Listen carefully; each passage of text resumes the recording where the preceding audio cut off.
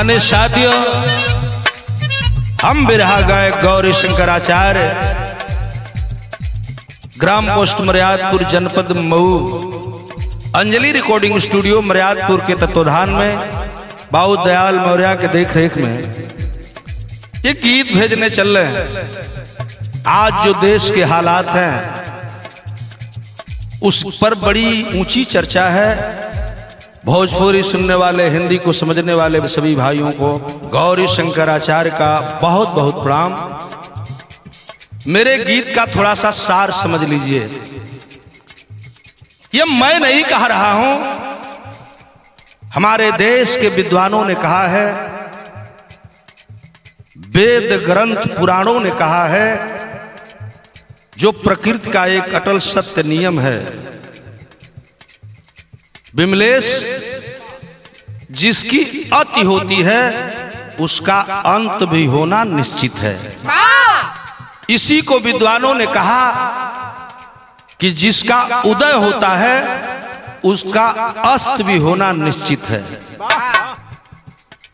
इसी चीज को लेकर के जैसे जन्म और मृत्यु अटल सत्य है, वैसे जिसकी शुरुआत है उसका अंत भी निश्चित सत्य है।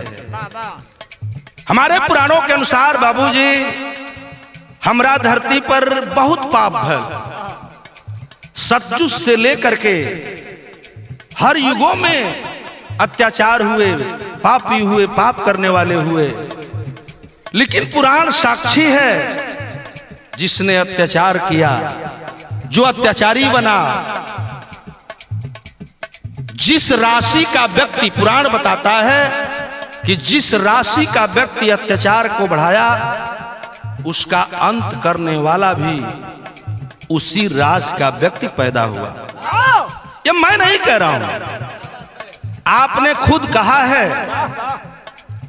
जिस राशि का व्यक्ति देश के अंदर इस धरती पर जब अत्याचार फैलाया तो उसी राशि का व्यक्ति जन्म लेकर के उसका नाश किया है। जो अटल सत्य है, मेरी गीत यह साबित करेगी। आइए मैं बताने क्या जा रहा हूं, जरा सच गौर करके मेरी गीत को सुनेंगे। वह कैसे ही हमार गणित बा विमलेश। कौन गीत बा?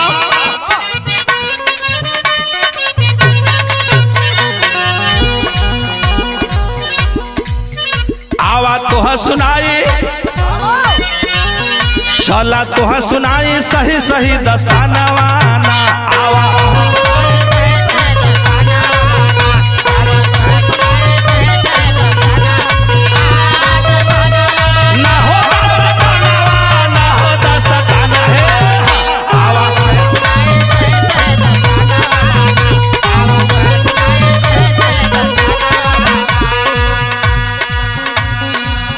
पहला प्रमाण मैं देने चल रहा हूं। हमारे देश के पुराणों में, ग्रंथों में कहानियां मिलती हैं, जो नाम में लोग बताऊं, ये कोई सतयुग का प्रसंग हो। जिस राशि का व्यक्ति अत्याचार किया उसका नाश भी उसी राशि से हुआ। भाव जरा देखेंगे। पहला प्रमाण है क्या? दैत्यासुर संग्राम हुआ था सतयुग में एक बार।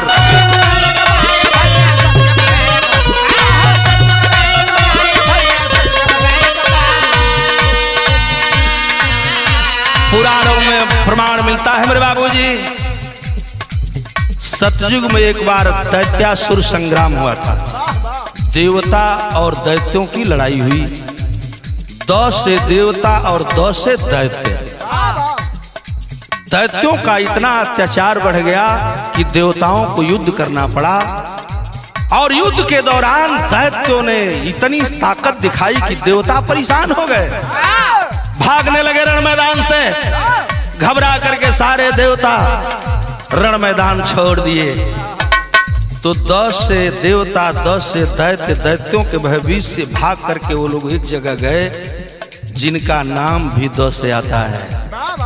और वो सूत्रों के अनुसार, जहां तक मुझे जानकारी हुई है, वो भी दलित थे। तो 10 से दैत्य, 10 से देवता और 10 से दलित। वो दलित कौन था जरा गौर करें। दैत्यासुर संग्राम हुआ था सतयुग में एक बार।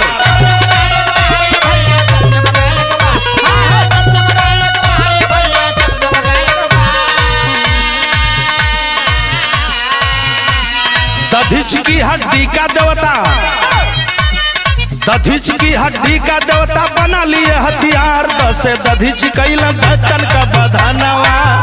दसे दधिच कैला दत्तन, दसे दधिच कैला दत्तन के बधानवा। दसे दधिच कैला दत्तन।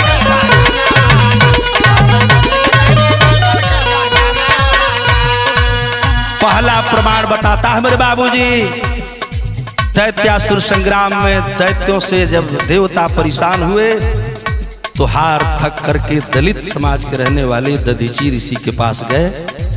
कहे कि हम लोग हार जाएंगे, मेरी मदद करिए। दधीची ऋषि ने अपना पूरा शरीर दान दे दिया और अपने प्राण को त्याग दिया। प्राण त्यागने के बाद देवता बैठ करके अन्न विनय करने लगे।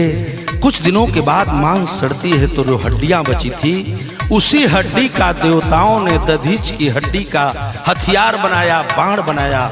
और दधीच की हड्डी का जितना हथियार बन सकता था, बाण बन सकता था, बना करके और ले करके पुनः देवता गए संग्राम में। और दधीच के हड्डी के हथियारों से दैत्यों को परास्त किया गया और देवताओं की विजय हुई। इसी को हम दैत्यासुर कहते हैं। तो 10 से देवता, 10 से दैत्य, 10 से दधीची और 10 से दलित। पहला प्रमाण। ठीक इसी तरह आते हैं त्रेता में।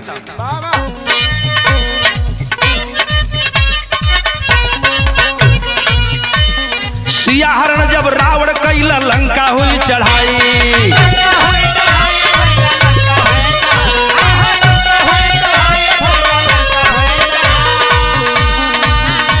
हमारे देश का रामायण बताता है मेरे बाबूजी, मां जानकी का हरण राजा रावण ने कर लिया।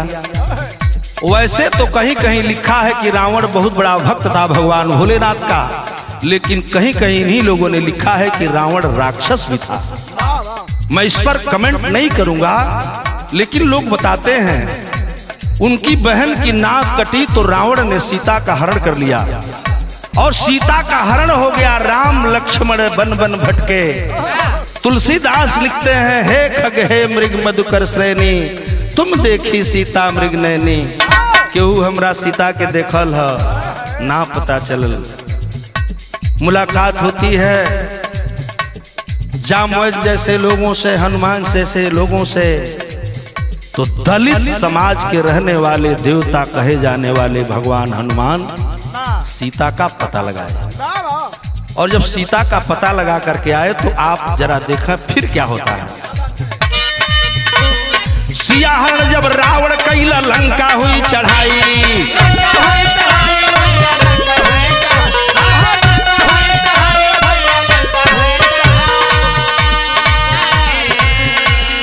भालू बानर की सेना ले राम ने किया लड़ाई। रसे राम जी कैला, रसे राम जी कैला रावण का बधनवाना। रसे राम जी कैला रावण का बधनवाना। बधनवाना हो, बधनवाना हो, बधे। रसे राम जी कैला रावण का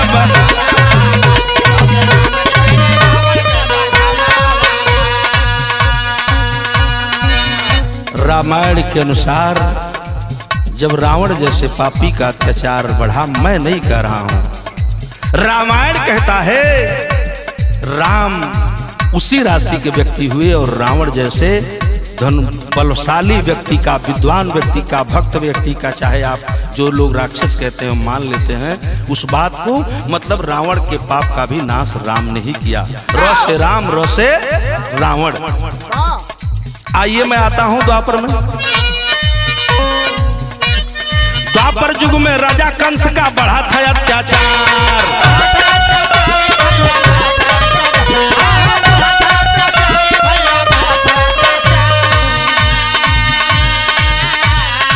देवकी वासुदेव जेल में जन्मे मदन मुरार।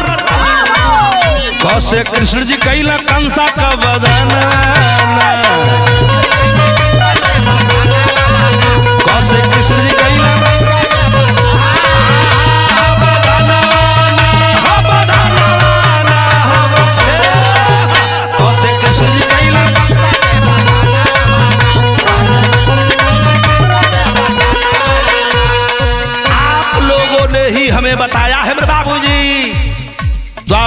कंस जैसा सम्राट राजा बहुत बलशाली व्यक्ति था, लेकिन राजा तो बलशाली था, अति भी उसकी इतनी अधिक हो गई, अत्याचार इतना बढ़ गया कि लोग आतंक से भयभीत होने लगे। कंस के अत्याचार से मुक्ति पाने के लिए लोग कहते हैं कि देवकी और वसुदेव के 8वें पुत्र के रूप में भगवान कन्हैया वही मदन मुरारी के जन्म भल, जेके हमहन भगवान कृष्ण भी कहिला। तो क से कंस और क से कृष्ण, इसीलिए मैंने लिखा इस गीत में, क से कृष्ण जी कहिला कंसा का बदनवा।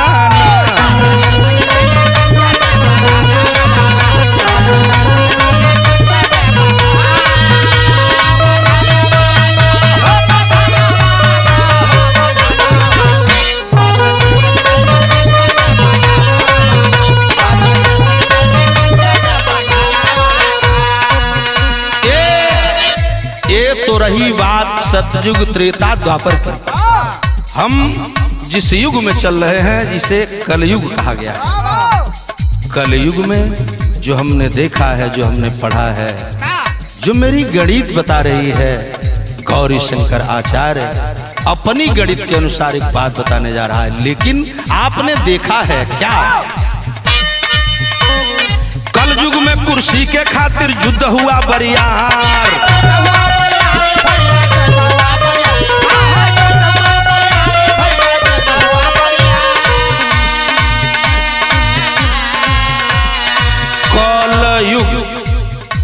इसी कलयुग को कलम युग भी कहा गया, जो बाबा साहब ने सिद्ध किया।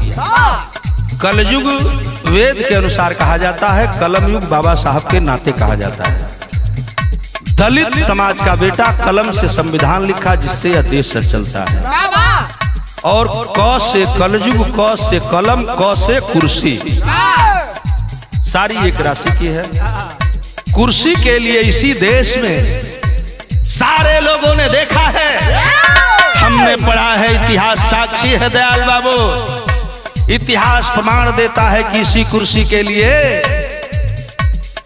बाप ने अपने बेटे को काट डाला, इसी कुर्सी के लिए बेटे ने अपने बाप की हत्या कर दिया, इसी कुर्सी के लिए भाई ने भाई का जान ले लिया। और जो व्यक्ति कुर्सी के आड़े आया, उस व्यक्ति को कहीं न कहीं लोग मिटाने की कोशिश किए। रोड पर चलते एक्सीडेंट हो गया, आसमान में विस्फोट हो गया। आगे क्या क्या हुआ मैं इस बात को नहीं बताऊंगा, आप हमसे बहुत चालाक श्रोता हैं, मेरी बात को समझ रहे होंगे। इसलिए मैं एक बात बताने जा रहा हूं जो गौरी शंकराचार्य की गणित बता रही है। ये हमार गणना बा, सुनो। कलयुग में कुर्सी के खातिर युद्ध हुआ कई बार, युद्ध हुआ कई बार, युद्ध हुआ कई बार।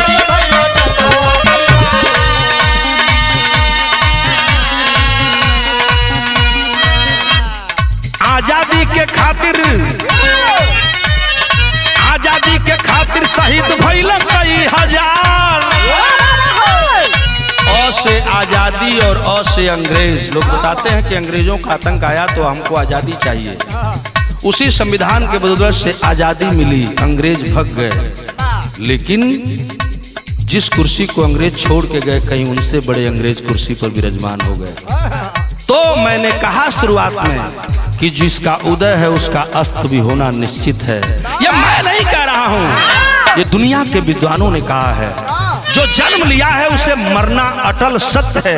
ये लिए हमारे गणना बाए हरिंदर का कलयुग में कुर्सी के खातिर युद्ध हुआ कई बार।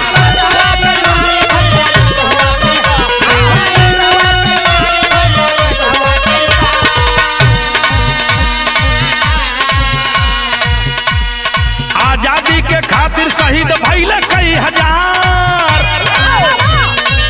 तो मोह से माया करी है, मोह से माया करी है मोदी का पता नवाना।